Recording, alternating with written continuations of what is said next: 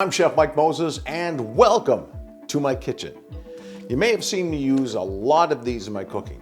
These are store-bought in stocks.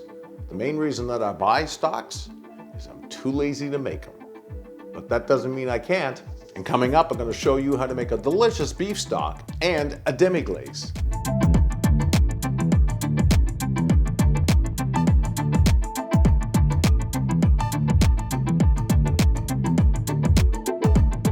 If you like this video, please don't forget to give me a thumbs up and subscribe if you'd like to see more. I always welcome your comments in the section below. So, stocks, what do we use them for? Well, I use them for everything from boiling potatoes, vegetables, making sauces, even rice. It's all done in a stock. I find it gives things a little more flavor. But what's really flavorful is a stock that you make on your own. And here's what we need to make an easy beef stock. We need some beef bones, a mirepoix of carrots, celery, onion, and some garlic, bouquet garni of some herbs. We need water, and we need an oven. Let's get our stock started. First thing we're going to do is take some beef bones, and we're going to roast them. And we're going to start off our bones first because they take longer to roast than the vegetables do. Put them on your pan, nice, even order, and we'll stick these in a 500-degree oven probably for 30-35 minutes. We'll pull them out of the oven, we'll add our trinity and our bouquet garni, put it back in the oven till the vegetables are roasted. You deglaze the pan with some red wine, and then we'll put it in a pressure cooker for about an hour and a half. Beef on the tray, no salt, no pepper, pop them right into a 500-degree oven for 30-35 minutes. Let's get our mirepoix ready. We need 2 sticks of washed celery.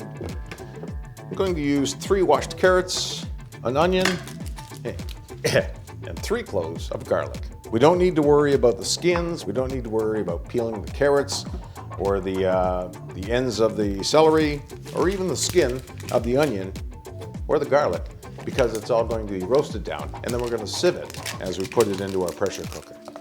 So the onion, quarter that up. Our carrots, we want them all to be about the same size for roasting.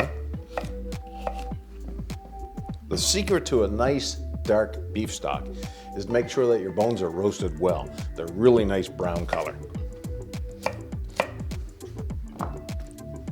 Take our celery.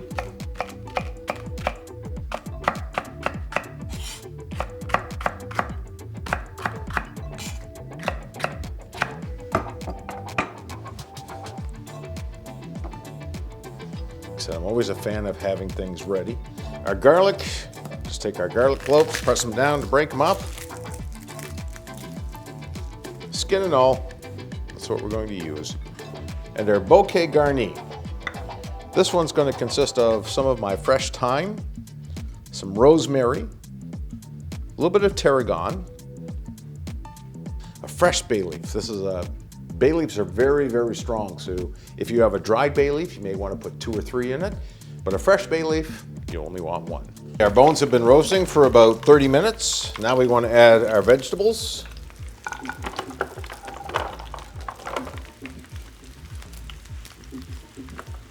And our bouquet garni, put that right on the top for roasting. And we'll get some, so that everything gets nice and spread around. This is going to go back in the oven for another 30 to 35 minutes. As you can see, the bones are starting to get brown. We want them almost burnt, sort of a dark color. And another 30-35 minutes in the oven.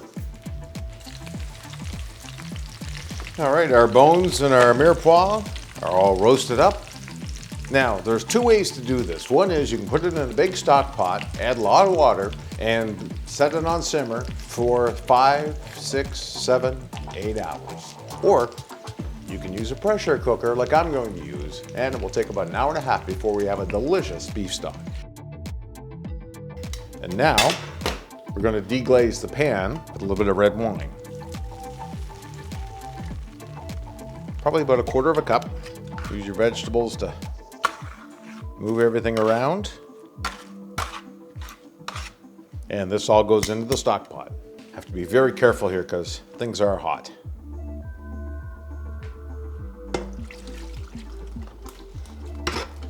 Everybody into the pool, as they say. Now on our stock pot, we're going to add about a half a gallon of water. Stir everything around, make sure it's all covered.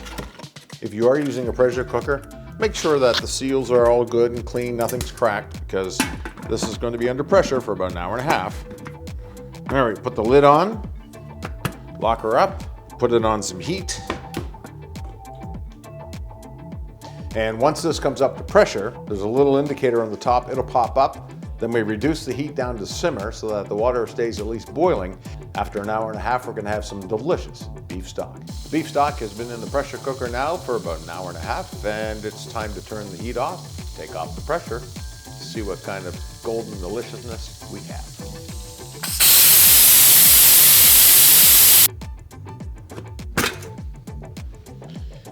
Ooh. Look at that.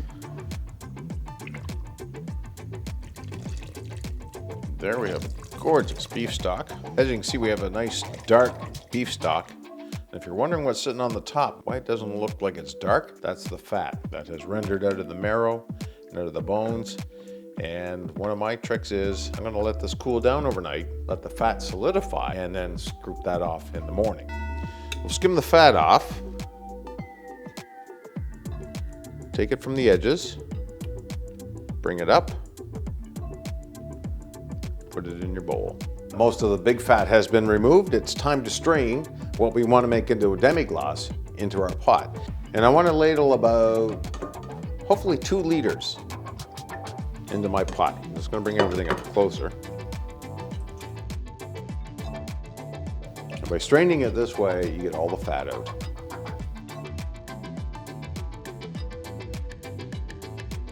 We're at 1.5 liters of beef stock.